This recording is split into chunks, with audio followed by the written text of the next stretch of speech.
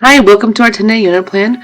We are doing a unit plan on earthquakes, and we have lots of Common Core standards we have lots of different technologies addressing all the multiple intelligences. My team and I, consisting of Holly and Elizabeth, we have all agreed that we really learned a lot about how we can take even an activity like this, which is very hands-on, and turn it digital with the use of Flipgrid or Sketchpad and all these different activities that can help us turn this to a digital world.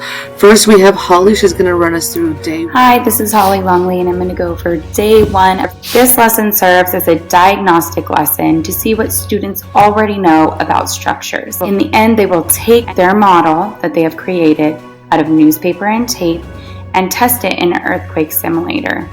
The multiple intelligences that are covered in this lesson are intrapersonal, visual, kinesthetic, and logical. They will begin this day by viewing a Nearpod presentation, which is super awesome. It has tons of questions embedded within it and will be paused throughout so we could discuss these as a class. Next, the students will work on a Padlet that has tons of facts about earthquakes. Then they will move into a Quizlet, which addresses tons of vocabulary words, and these will be added or grown upon every single day. Then they will view a video which connects earthquakes and to the engineering of houses and why we want our houses to be nice and strong and withstand these natural disasters. Then they will dive back into a Padlet, which reinforces what they already learned in their Nearpod presentation.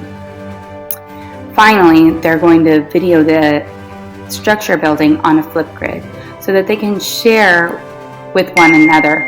They're going to video the structure building on a Flipgrid so that they can share with one another reasonings behind why they're building their structure the way they built their structure. And that sums up day one of our 10 days. Hello, Elizabeth Miller here, about to talk to you about the lesson in day 6, where it starts with a YouTube video where students learn about divergent, convergent, and transform boundaries.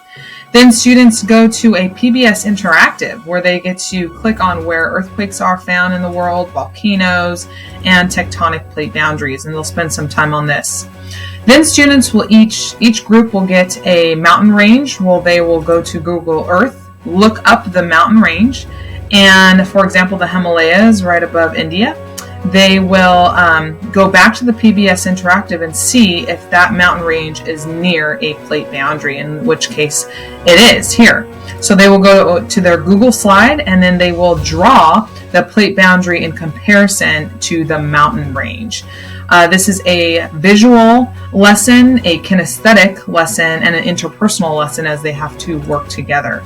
Students will then do a formative assessment. If they're in person, they'll use Plickers. If they are online, they will use a Pear Deck. And that is pretty much it. So this is middle of the unit where students use both technology to enhance their multiple intelligences. Thank you. I'm going to go over the last 3 days of our unit. So first, we are going to learn about dead, live, and horizontal loads. Students will build structures to test dead and live loads on them to see which shapes held up better. We have videos for them, a Quizlet to add in their vocabulary, and for our virtual adaptations, we have Flipgrids that they can explain what happened. Day 9, we're going to go over compression, tension, and torsion, and bending, and we're going to go over different materials. They're build yet another structure incorporating what they learned yesterday.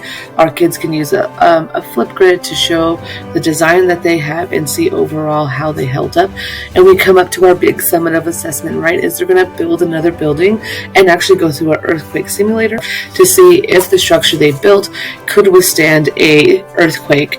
And students will have a list of items, and that list of items also has price for it. So they'll also say like how much it costs them to make this.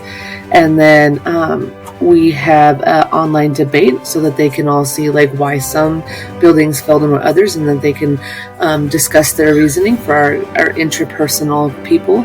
And then we have our Flipgrid at the end for our virtual people